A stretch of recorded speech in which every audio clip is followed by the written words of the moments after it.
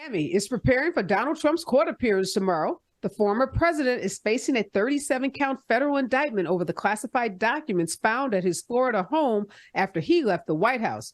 Authorities are monitoring online threats and potential gatherings of far-right extremists in Miami ahead of the hearing. The documents investigation is one of several involving Donald Trump. Georgia is probably going to be the next flashpoint. Fox News has demanded that Tucker Carlson stop posting videos to Twitter, escalating the dispute between the network and its former star hosts over how and if he can continue to speak publicly since his primetime show was canceled in late April. In a letter sent to Carlson from Fox lawyers, the network accused him of violating the terms of his contract, which runs until early 2025 and which limits his ability to appear in media other than Fox. JPMorgan Chase has reached a settlement with sexual abuse victims of disgraced financier Jeffrey Epstein. The tentative settlement will resolve allegations made in a lawsuit filed last year in a Manhattan federal court, where victims accused the bank of enabling the sex trafficking operation by allowing for massive withdrawals of cash over a 15-year period, including after Epstein's sex crimes were widely known. New research at the University of Massachusetts Medical School suggests that the environmental wounds inflicted on one generation may be transmitted to the next. The researchers found that collective intergenerational trauma and racial trauma reaches far beyond individuals and families and is a shared experience amongst a particular group, such as descendants of the 120,000 Japanese Americans and Japanese nationals who were detained in incarceration camps during World War II, and descendants of African American slaves, as well as those descendants of the Holocaust. North Carolina GOP delegates voted to censure Senator Thom Tillis, who has worked on several key pieces of bipartisan legislation involving gun control and same-sex marriage. Tillis's Republican colleagues made the decision Saturday during a closed-door vote at their annual convention in Greensboro, North Carolina, which was attended by several of the party's prominent presidential candidates, including former President Donald Trump, former Vice President Mike Pence, and Florida Governor Ron DeSantis. Now, although the move does not remove Tillis from his U.S. Senate office, it is a formal statement of disapproval. Dianne Feinstein, the senator from California, who has been out ill and who recently returned to Washington, has been urged to retire. Now, this is unlike past Democrats. So some folks are asking what has changed. From the California senator to President Biden, Democrats seem to be confronting more forceful calls for generational change than they did just 15 years ago. And last Tuesday, it was the first time out LGBTQ candidates were on the ballot in all 50 states, as well as D.C., Guam, and the U.S. Virgin Islands. But their unprecedented success comes at a time when LGBTQ rights are at risk across the country. According to the Victory Fund, an LGBTQ political PAC that tracked queer and trans candidates across the country, out of 714 out LGBTQ candidates who appeared on Tuesday's ballots, 436 won their races, with the possibility of even more gains in the coming days as ballots are still being counted. Tony Awards history was made on Sunday when Alex Newell and J. Harrison Ghee became the first non-binary people to win Tonys for acting, as the Broadway community forged ahead despite a Hollywood writers' strike that left theaters' biggest night without a script. You are listening to Areva Martin in real time, and I'm your host, Areva Martin. This is your one-stop destination for today's trending news, expert analysis, and my unfiltered opinions. This is all about the ladies today. I am joined by two female consultants, contributors, and brilliant minds. Shayla Lawson, a professor at Amherst College and author of This Is Major, is joining us in this hour. Also, Katrina Robinson, a political consultant and former Tennessee state senator, is also here. And in my second hour, we go behind the headlines and we go deep on the stories that everyone is talking about. And today, that story, of course, is the second indictment of Donald J. Trump. In the second hour, I break down that federal indictment, what you can expect tomorrow when Donald Trump has to turn himself in to federal authorities and show up in a federal courthouse in Miami, and what an indictment and potential conviction of Donald J. Trump could mean for the 2024 presidential election, and more importantly, our national security. Joining me in that hour are two of the nation's leading experts on criminal law and national security. But before I bring on my guests, here's what I'm thinking about in real time. Now, over the weekend, since Donald Trump has been the talk of pretty much all of news, particularly on cable news, I got a chance to see some of the clips of Trump from his 2016 rallies leading up to the presidential election. And I couldn't help but notice in those clips of those rallies that sometimes had 10, 20,000 people, I couldn't help but notice the Black and brown folks that were often sitting behind Trump, holding up these big signs saying Blacks for Trumps or Latinos for Trump. And, I thought about also the two Black women, Silk and Diamond, who became, I'll call it 15-minute famous for being hardcore Trump supporters. And I also thought about the white nationalist, Nick Fuentes. You remember him? He was the white nationalist live streamer whose dinner with former President Trump made headlines last year. Fuentes is partly Mexican. And then there's Enrico Tarrio. He's the former leader, you will recall, of the far-right extremist group, the Proud Boys, who was recently convicted of sedition charges for his role in the January 6th Capitol attack. Now, Tarrio is Cuban-American. He considers himself Afro-Latino. I'm just wondering, why are all these people of color supporting white supremacists? And I found my answer. Experts who study extremism say that, as counterintuitive as it may sound, it's not entirely uncommon to see people of color drawn to far-right extremists or white nationalist ideologies. Now, these researchers say that when people of color embrace ideologies or leaders who denigrate them, it's kind of a Stockholm syndrome at play, which leads these oppressed people to identify with their oppressor. For example, researchers point to the large number of Latinos who voted for Donald Trump, even though he often openly insulted Latinos and Latin American immigrants. These researchers say the thinking goes like this. I admire this person out there who is a leader, who is strong. I don't like them. I don't have the same package that they have, but maybe if I superficially act, sound, and dress and do some of the same things they do, I may be abandoning my own people, but I'm also showing this person, this leader, how much I am a poster child for them.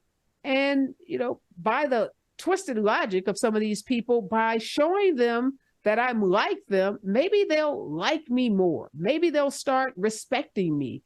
Maybe I'll gain their approval. Now, experts say there are lots of reasons that these people have this distorted way of thinking, and some of it has to do with the legacies of colonization and slavery, the cultural dominance and discriminatory policies that have been aimed at people of color and non-white immigrants for decades. These experts say over the centuries, all of these factors have broadcast and reinforced a message of white superiority that many of these people of color have embraced. They've embraced that white people are somehow better, that they're somehow superior. And if I try to act like these people, if I do things to try to gain the respect of these people, then maybe I too will be seen as superior, maybe by the same folks that I've abandoned, maybe by these folks that I believe to be superior to me. This phenomenon is so intriguing to me, so interesting to me that next week I'm going to dig deeper. I'm going to go behind the headlines. I'm going to bring on some of these experts who've written books and who've opined on this throughout their career to help all of us have a better understanding. I think this is such a pivotal and important topic as we're going into the 2024 election.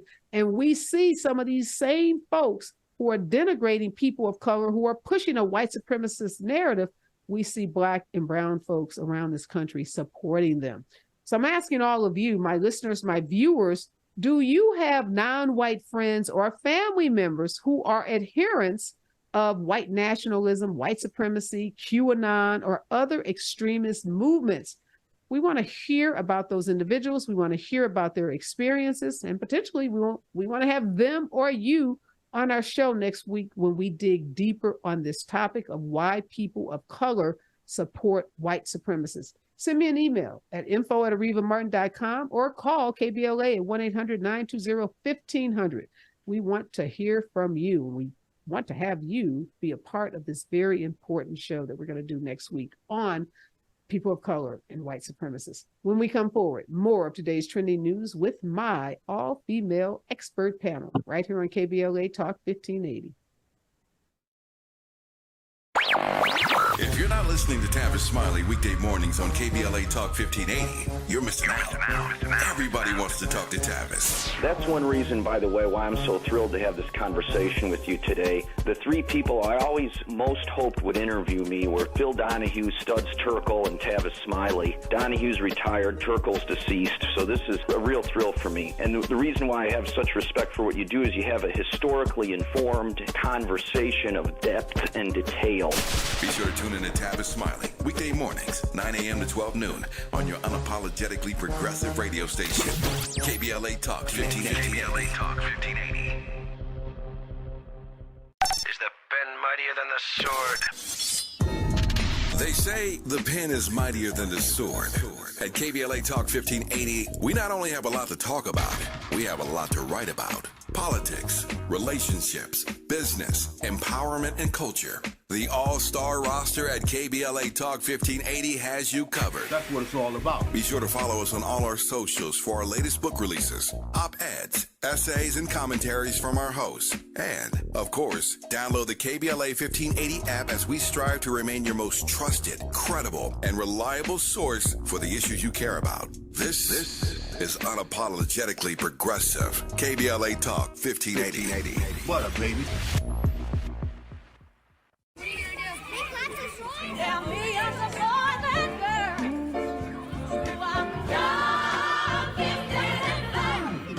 I'm young, gifted, and black. KBLA Talk 1580, we do more than just talk. Hey there, I'm Jared Hill, president of the National Association of Black Journalists of Los Angeles, and I just want to say thank you for the benevolent $10,000 donation in scholarships for the next generation of black journalists. And I'm Haywood Galbraith, photojournalist and founder of the Minority Photojournalism Institute. Thanks, KBLA, for your generous $10,000 scholarship gift to help us train the next generation of black photojournalists. Congratulations to all the students who will benefit from the scholarship dollars raised at our Black History Month luncheon honoring black legends in LA media. When we come forward at KBLA Talk 1580, we're bringing everybody with us. Everybody with us. Everybody with us. Everybody with us. Everybody with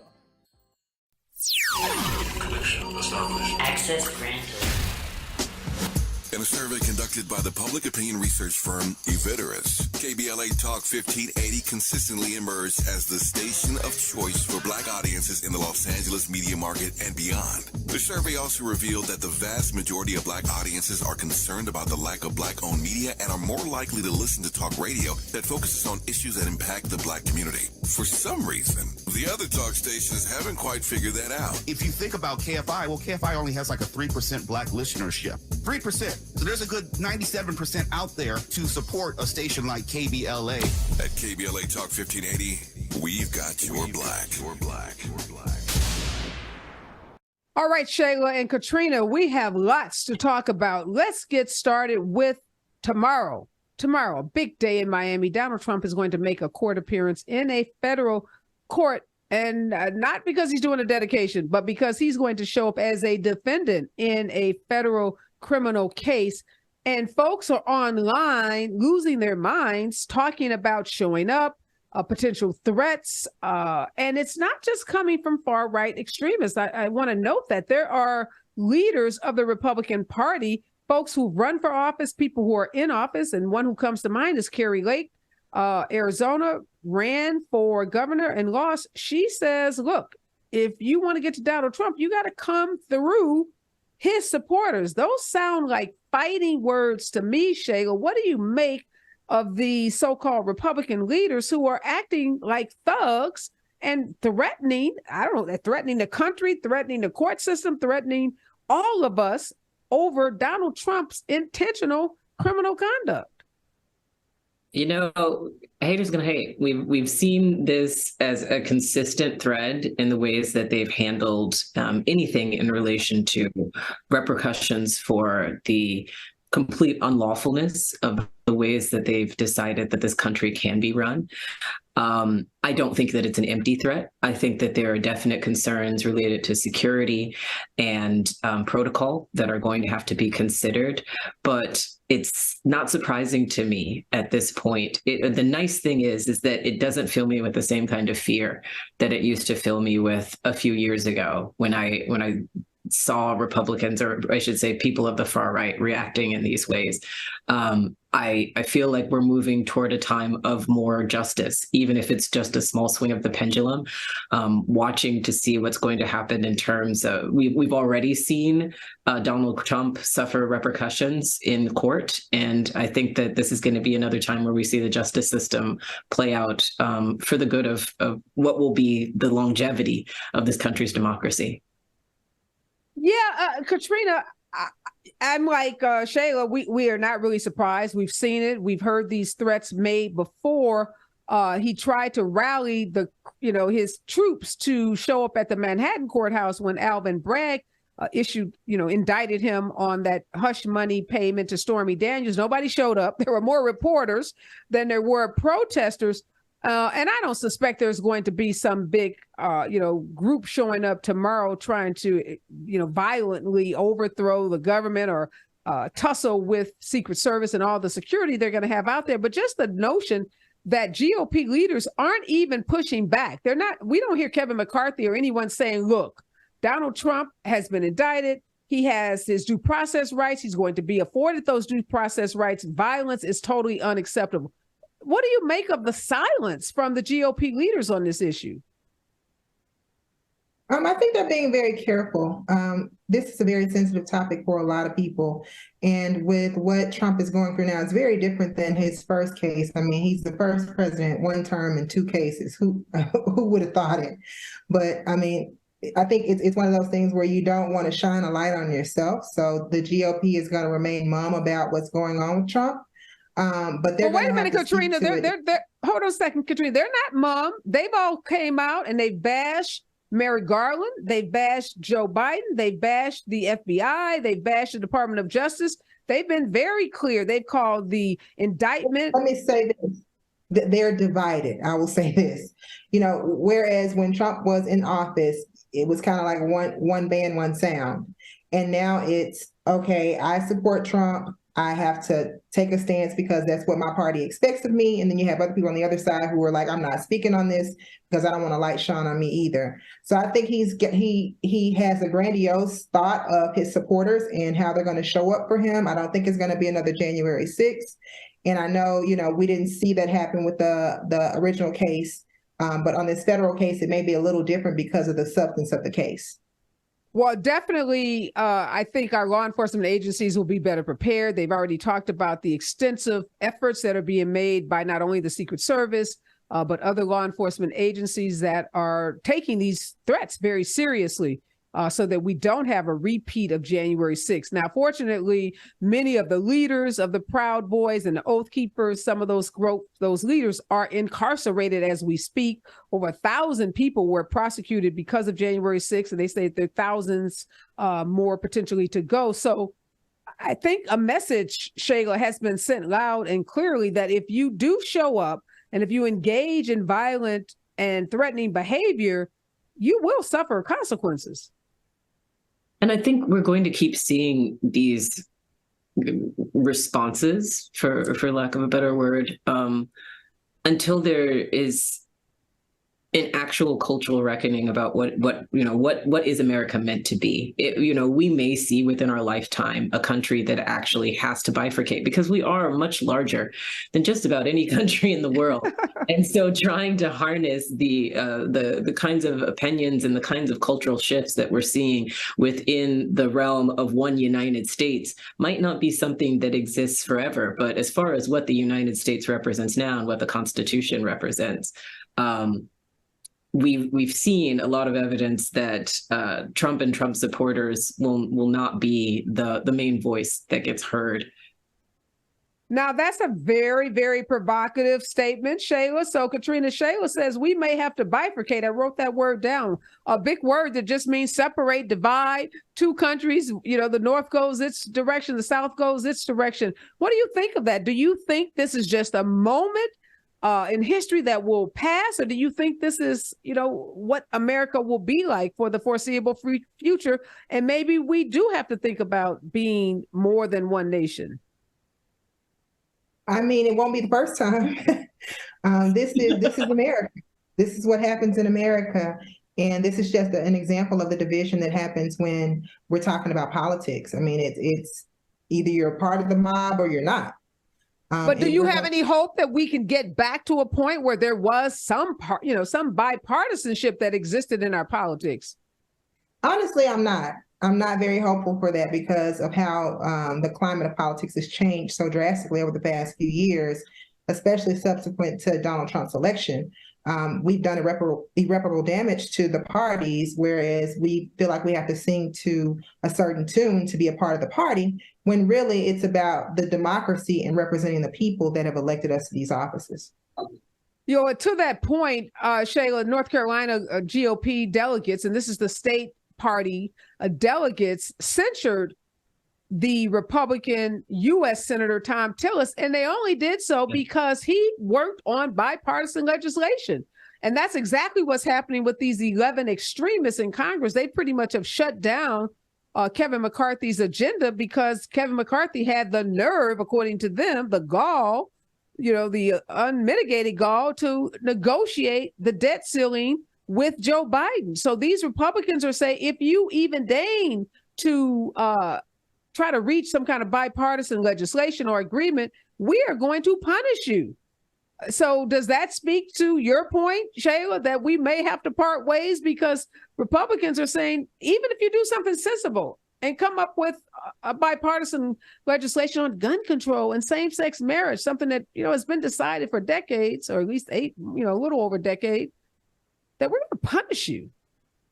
Yeah, I think Senator Tillis is a direct example of that he represents what we're now kind of thinking of as old school politics, a bipartisan situation. We're no longer looking at Republicans, we're looking at extremists.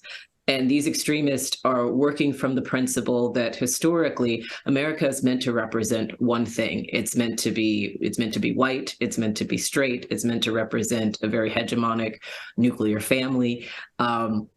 America has changed because America was also supposed to be this country of democracy and equity and the inculcation of immigrants into this melting pot community. So it's not a question of whether or not we will have to bifurcate. It is these people want to secede because the America that they want does not exist in the fashion that they want it to anymore. And so we're seeing this proliferation of legislation to try and keep America the way that it was, to the point where they will take someone as revered as Thomas Tillis and remove him from office because someone who wants to work along party lines, somebody who wants to work toward an equitable bipartisan conversation no longer represents their agenda. And that's what a lot of people were saying, is that he does not represent the far right, that they were very open about the fact that that is his flaw. It's not the fact that he's bad at politics. It's not the fact that he's a bad Republican,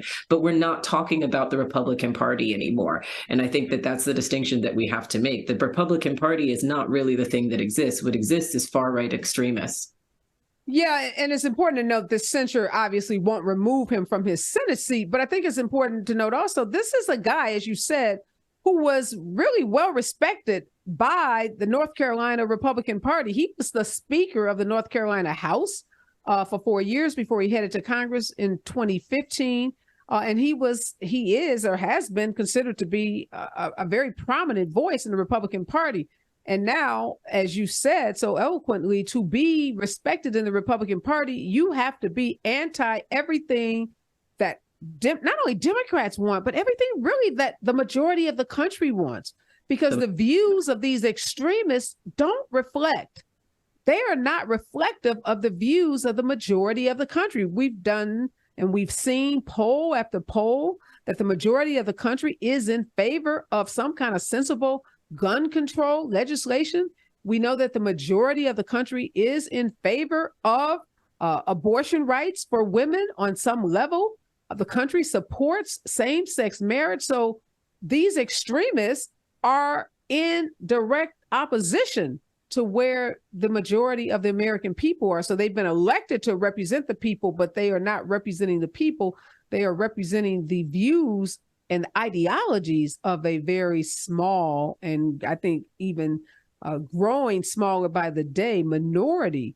And it's pretty scary. It must be pretty scary, Katrina, for Republicans like Tom Tillis, who have built their careers being what they consider to be conservatives, only now to be outflanked and out-extremed by these extremists like Marjorie Taylor Greene, Matt Gaetz, and others in Congress who, as I said, are holding the agenda of the Republican Party hostage because Kevin McCarthy deigned to have a conversation, or multiple conversations with Joe Biden, had the nerve, according to them, to try to work out a deal to avert a financial crisis that would have reverberated throughout the nation and throughout the world.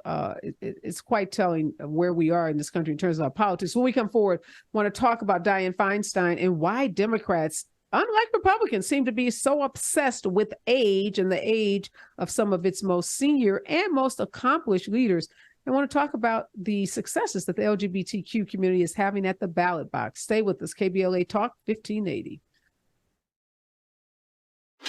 Here comes the brand new flavor in your head. Race, social justice, sports, politics, art, music, culture. We do it all on the D.L. Hughley Afternoon Show. If you're not tuning in, then you are definitely missing out. It's the D.L. Hughley Afternoon Show, weekdays from 2 to 4 only on unapologetically progressive KBLA Talk 1580. Like a brand new flavor in your head.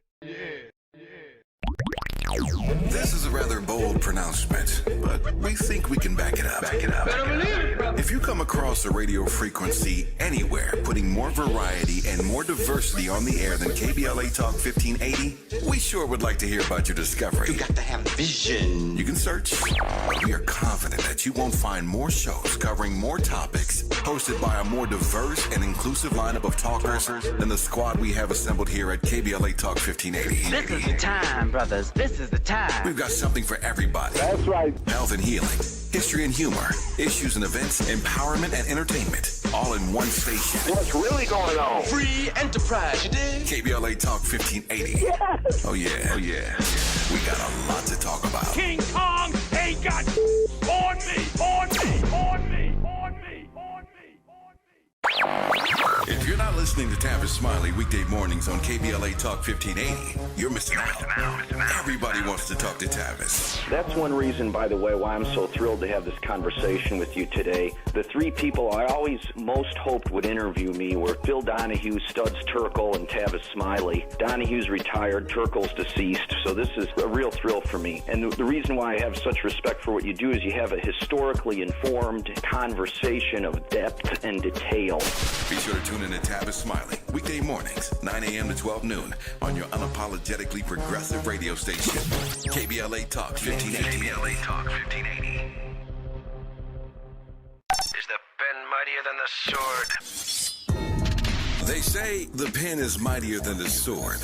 At KBLA Talk 1580, we not only have a lot to talk about, we have a lot to write about. Politics, relationships, business, empowerment, and culture. The all-star roster at KBLA Talk 1580 has you covered. That's what it's all about. Be sure to follow us on all our socials for our latest book releases, op-eds, essays, and commentaries from our hosts. And, of course, download the KBLA 1580 app as we strive to remain your most trusted, credible, and reliable source for the issues you care about. This is unapologetically progressive. KBLA Talk 1580. What up, baby?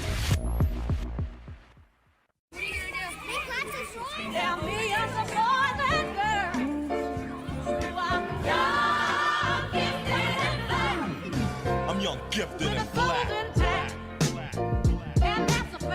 KBLA Talk 1580, we do more than just talk. Hey there, I'm Jared Hill, president of the National Association of Black Journalists of Los Angeles, and I just want to say thank you for the benevolent $10,000 donation and scholarships for the next generation of black journalists. And I'm Haywood Galbraith, photojournalist and founder of the Minority Photojournalism Institute. Thanks, KBLA, for your generous $10,000 scholarship gift to help us train the next generation of black photojournalists. Congratulations to all the students who will benefit from the scholarship dollars raised at our Black History Month luncheon, honoring black legends in LA media. When we come forward at KBLA Talk 1580, we're bringing everybody with us. Everybody with us. Everybody with us. Everybody with us. Everybody with us. Connection established. Access granted. In a survey conducted by the public opinion research firm Eviderus, KBLA Talk 1580 consistently emerged as the station of choice for black audiences in the Los Angeles media market and beyond. The survey also revealed that the vast majority of black audiences are concerned about the lack of black-owned media and are more likely to listen to talk radio that focuses on issues that impact the black community. For some reason, the other talk stations haven't quite figured that out. If you think about KFI, well, KFI only has like a 3% black listenership. 3%. So there's a good 97% out there to support a station like KBLA. At KBLA Talk 1580, we've got your black. Your black. Your black.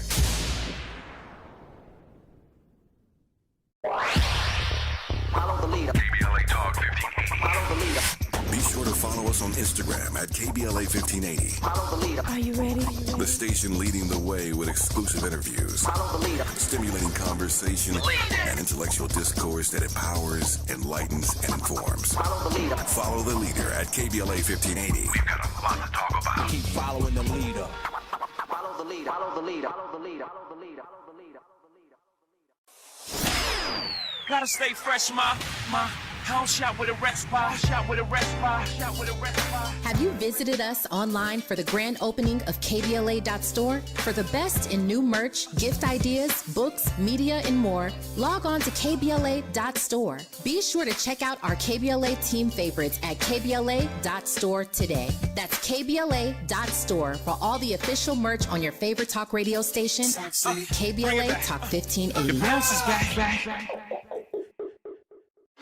Here comes the brand new flavor in your head. Race, social justice, sports, politics, art, music, culture. We do it all on the D.L. Hughley Afternoon Show. If you're not tuning in, then you are definitely missing out. It's the D.L. Hughley Afternoon Show weekdays from 2 to 4 only on unapologetically progressive KBLA Talk 1580. Like a brand new flavor in your head. Yeah. Katrina Robinson, a political consultant and former Tennessee state senator, is with us in this hour. And also Shayla Lawson, a professor at Amherst College and author of This Is Major. So Katrina, before we talk about the success that members of the LGBTQ community had in elections this last Tuesday, what do you make of this story out that Paul Vallis, and Paul was the candidate that ran against Brandon Johnson for mayor of the city of Chicago. And he was someone that folks said had expressed views that were pretty conservative and that he was pretty much a Republican before he decided to be a Democrat to run as mayor for the city of Chicago. He came very close to winning. There's a report out today that he has just joined a think tank, a very conservative think tank that is funded by the Koch brothers and other billionaire, millionaire type Republicans. And I guess what was so shocking about the story to me is this is a guy that could have been the mayor of one of our most democratic cities, Chicago. He ran as a Democrat. We saw the same thing happen in Los Angeles when Rick Caruso, who was essentially a Republican, became independent, became Democrat 2 weeks before the election, ran as a Democrat.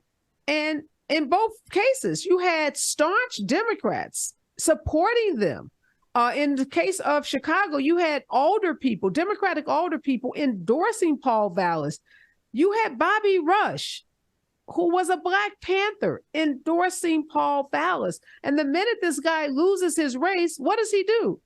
He goes back to being who he was all along, which is a Republican, and joins a Republican think tank to get paid, to issue opinions, to issue white papers on conservative, ideologies, the same ideologies we are talking about that's dividing this country. So what is up with these Democrats?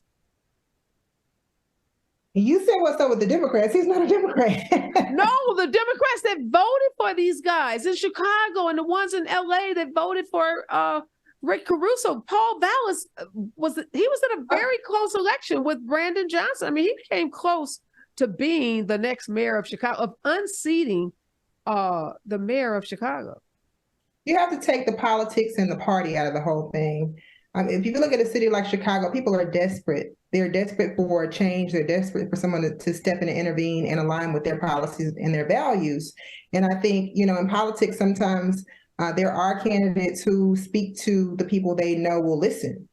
And in Chicago, that was his audience. I've seen Democrats before go through supporting ALEC policies or even going to ALEC conferences because that's where the money was. It just depends on the actual candidate.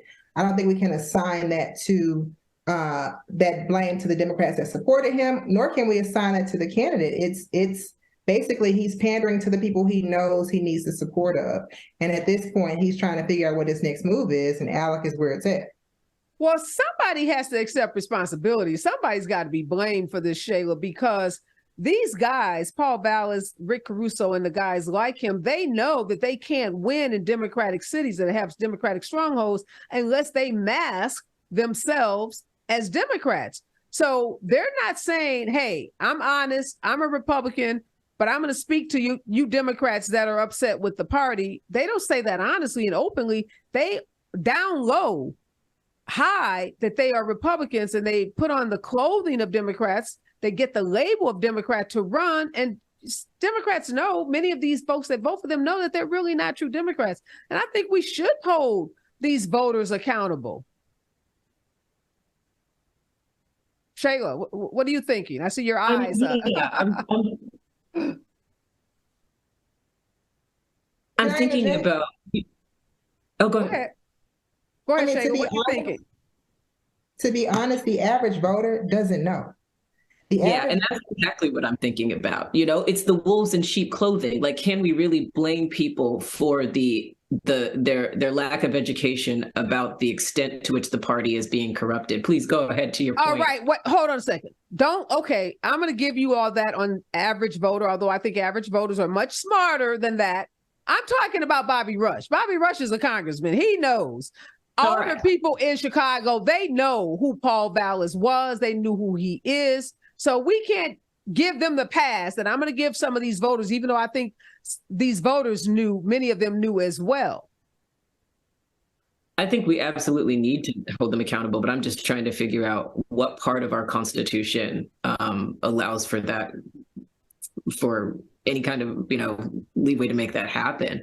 And it may not be Constitution. It might just be my public outrage. Maybe it's just public outrage, right? Maybe it's the court of public opinion that says you don't get to, don't get to say you're a Democrat. Show up at all our parties, all of our conventions, get all the perks and benefits, and then a candidate comes along like a Paul Vallas and a Rick Caruso, and all of a sudden you come up with all these reasons. I'm concerned about safety. I'm concerned about blah, blah, blah.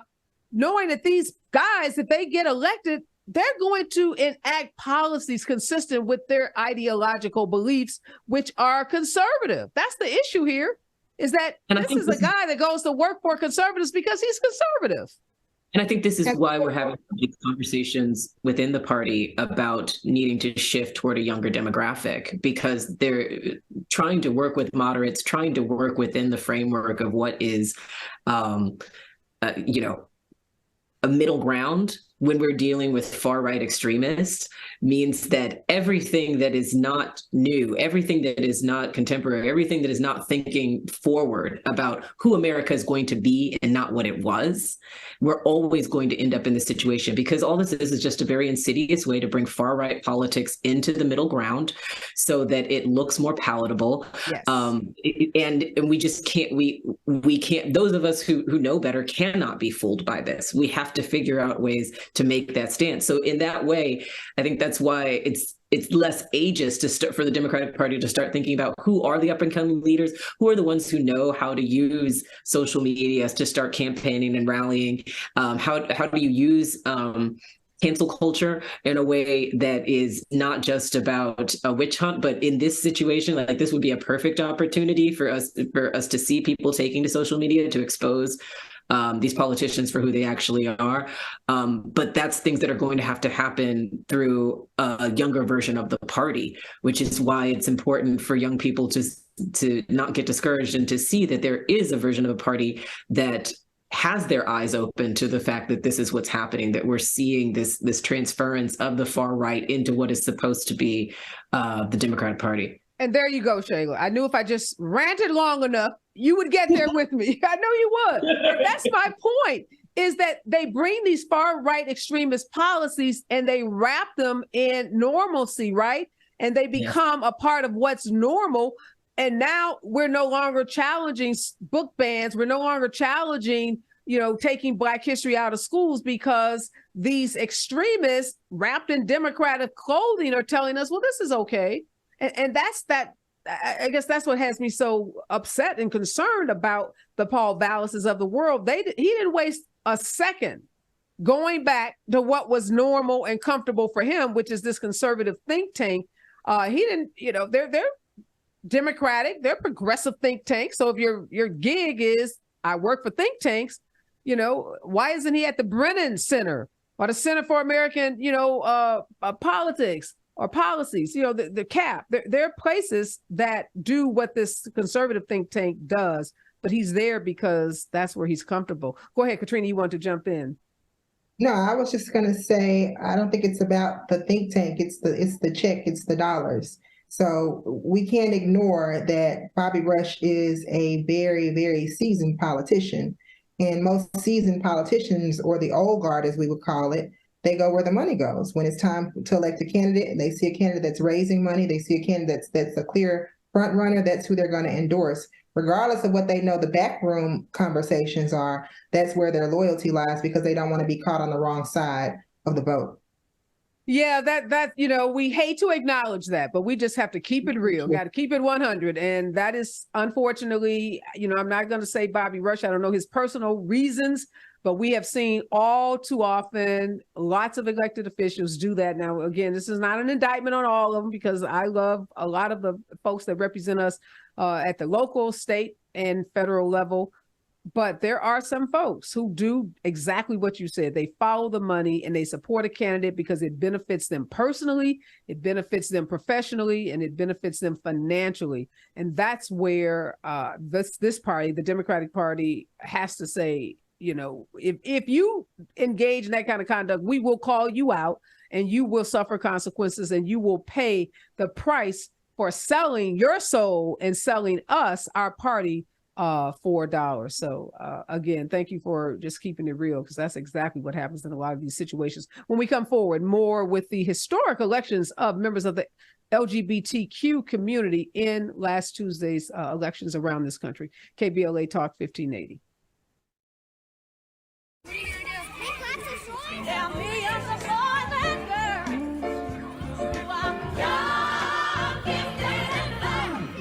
I'm young, gifted, and black. KBLA Talk 1580, we do more than just talk. Hey there, I'm Jared Hill, president of the National Association of Black Journalists of Los Angeles, and I just want to say thank you for the benevolent $10,000 donation in scholarships for the next generation of Black journalists. And I'm Haywood Galbraith, photojournalist and founder of the Minority Photojournalism Institute. Thanks, KBLA, for your generous $10,000 scholarship gift to help us train the next generation of Black photojournalists. Congratulations to all the students who will benefit from the scholarship dollars raised at our Black History Month luncheon, honoring black legends in LA media. When we come forward at KBLA Talk 1580, we're bringing everybody with us. Everybody with us. Everybody with us. Everybody with us. Everybody with us. Connection established. Access granted. In a survey conducted by the public opinion research firm Eviderus, KBLA Talk 1580 consistently emerged as the station of choice for black audiences in the Los Angeles media market and beyond. The survey also revealed that the vast majority of black audiences are concerned about the lack of black-owned media and are more likely to listen to talk radio that focuses on issues that impact the black community. For some reason, the other talk stations haven't quite figured that out. If you think about KFI, well, KFI only has like a 3% black listenership. 3%. So there's a good 97% out there to support a station like KBLA. At KBLA Talk 1580, we've got your black. Your black. Your black.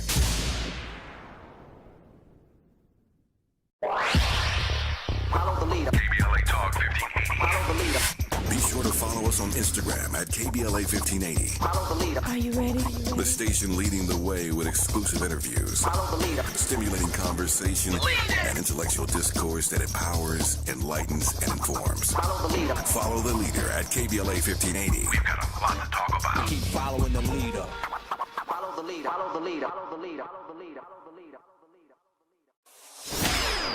Gotta stay fresh, my house shot with a rest spot. Shot with a rest spot. Shot with a rest spot. Have you visited us online for the grand opening of KBLA.store? For the best in new merch, gift ideas, books, media, and more, log on to KBLA.store. Be sure to check out our KBLA team favorites at KBLA.store today. That's KBLA.store for all the official merch on your favorite talk radio station, KBLA Talk 1580. The bounce is back. Here comes the brand new flavor in your head. Race, social justice, sports, politics, art, music, culture. We do it all on the D.L. Hughley Afternoon Show. If you're not tuning in, then you are definitely missing out. It's the D.L. Hughley Afternoon Show weekdays from 2 to 4 only on unapologetically progressive KBLA Talk 1580. Like a brand new flavor in your head. Yeah. This is a rather bold pronouncement, but we think we can back it up.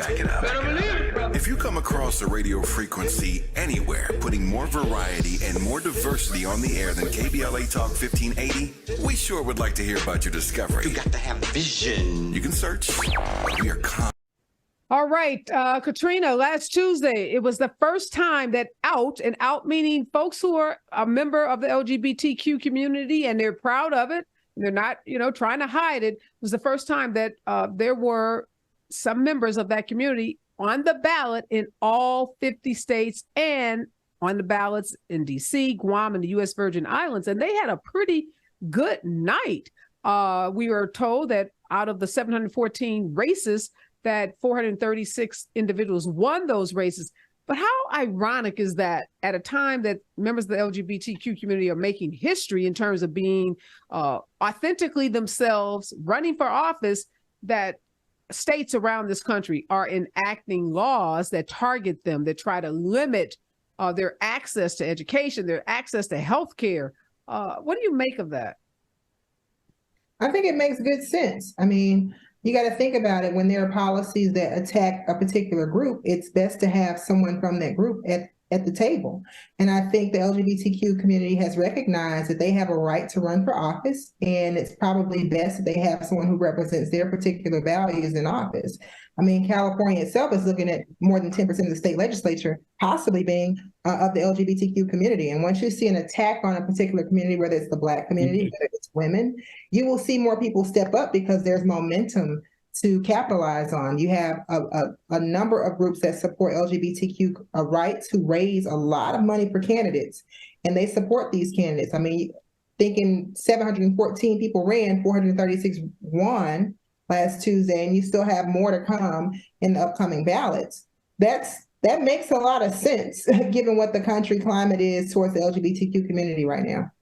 Yeah, it's such irony. So Shayla, earlier we're talking about maybe the need to bifurcate because folks are so ideologically, opposed in their thinking, but yet you have LGBTQ community under attack on one hand, but yet on the other hand, they had a big night. I mean, this was a successful unprecedented historical night for them in terms of, wins at the ballot box. How do you reconcile these things that are happening that seem to be, polar opposites?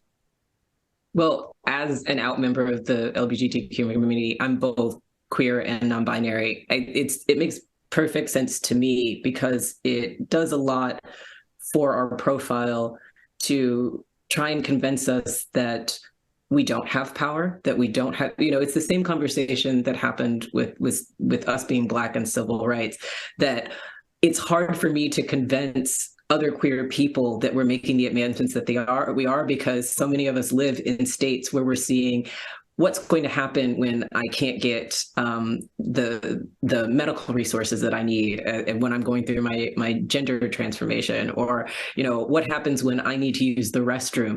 There's so much that parallels what we saw with civil rights activity that makes me think that this is a huge coup, but it's one of those things that's going to have to trickle down because people who are making advancements in government work in a specific echelon. They work within a specific conversation. It's great to see this kind of representation, but I'm waiting to see how that affects the legislation. Because I think about, a few years ago when all of us got really excited to see the shift in representation for women of color, young women of color, and the backlash, some of the strides, watching some of them shift positions that became closer to moderate positions. So representation in and of itself is not necessarily the solution, but I like to think of it in the inverse. The reason why we're seeing so much legislation is because the political leaders knew that there was this much political movement happening amongst the LGBTQ community. Because a lot of times the version that we get told is that queer people are on the margins, but there's a lot of queer people out there that are making lots of money, they're making lots of decisions. The change is the fact that we can live out and openly, and we can live without the same kind of stigma that we used to before. But it's that part that we have to try and figure out how to change. Well, I think you're right. Obviously, these states saw the political activity, the organizing, and the power that the LGBTQ community was gaining in states around this country, and said, we better try to, stop it before they become even more powerful, which is why I think we're seeing all this legislation. You're right. The jury's still out on what happens in some of these places like Tennessee and Florida and other states that have, even Missouri, that have, enacted these really oppressive laws targeting LGBTQ communities. But clearly having folks in these legislatures who are at the table, who have a seat at the table, is going to make a difference. I mean, it is going to, if nothing else, it's like having Ketanji Brown Jackson on the Supreme Court. I remember, as she was being appointed, they were, people who were cynical saying, well, it doesn't matter. The court is still going to be 6-3. Hell yes, it matters. It absolutely positively matters to have that Black woman sitting on that court with her lived experiences, staring at those other justices as they go about spewing the nonsense that they often do. Doesn't mean they change their opinions overnight. Doesn't mean they change their opinions with respect to any one particular decision.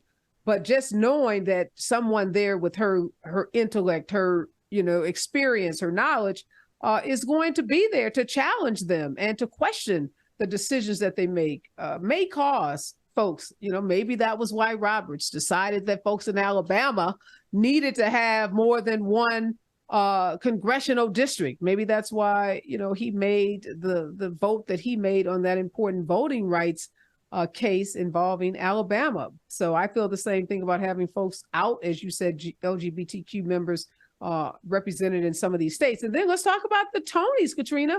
Again, history was made at the Tonys Sunday night. Alex Newell and Jay Harrison Gee, first non-binary people to win Tony Awards for acting on Broadway. So what happens in the culture, what happens, at the ballot box, all of that starts to matter. What do you make of Tony's, the history-making night that the LGBTQ community had?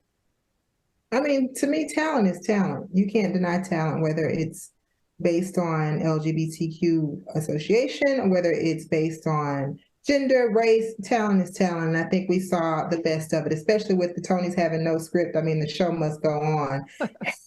How good can it get just for it to be just raw talent there and just to have a great night with people being recognized for just who they are and what they're capable of rather than what people choose to label them as. And I was very excited to see it go on. I was kind of worried given the strike, but I'm glad it did go on. Yeah. What do you think? Shayla, you're a member. You said you are a queer. I am non-binary. And I think it is really important to talk about it, because particularly one of the things that has happened when it comes to queer representation is the erasure of Black people and the possession of non-binary identity, gender non-conforming identity, and trans identity within Black culture. One of the reasons that it's really important to me to take that stance is to also recognize the ways that we've never fit inside of the binary. So despite the fact that we've always been such a significant part of the entertainment industry, the ways that our bodies have always been calculated, the ways that we have always been represented, the ways that people think about our hair, the ways that they think about the ways that we approach, that's always been outside of the binary. As a Black woman, politically, I'm never within the binary, which is one of the reasons why being non-binary is so important to me. The other part of it is that, non-binary culture comes out of historically cultures of color. So particularly when we look at West African culture, using gender non-conforming whatever within cultural performances, the idea that like most West African languages use they them pronouns for everybody and define people based on the ways that they enact, like whether they walk with a sway or whether they walk straight, that this is a part of us historically that we don't even acknowledge because we don't know to. So I think it's a coup in ways that we don't even know to acknowledge because of the ways that we've been alienated from our history. But it's one of the things that I've been wanting to take a larger stance on. And so it's really wonderful to see a position like a place like the Tonys, where we can start having these conversations so we can start spreading more information about how this is us. This is what Black people have been offering the world for centuries. Wow, that's amazing. I want to have you back, Shay, because I want to have a broader conversation about how non-binary interacts with the patriarchal system that we live in America, because I'm particularly disturbed by patriarchy. So, let's do it. Let's get in there. Let's have a conversation about non-binary leadership and patriarchy, and just the relationship between the two. We're out of time. Always a pleasure to have Shayla Lawson. She's a professor at Amherst College. She's the author of a book called This Is Major, and Katrina Robinson, a political consultant and former Tennessee State Senator. Always a pleasure, ladies. Your insights are invaluable. I'm always a lot smarter when I spend an hour with you. So thanks so much again. When we come forward, it's all about Donald Trump, the indictment, the impact on the 2024 election, what you can expect in court tomorrow, and the threat that Donald Trump poses to our national security. Right here in KBLA Talk 1580.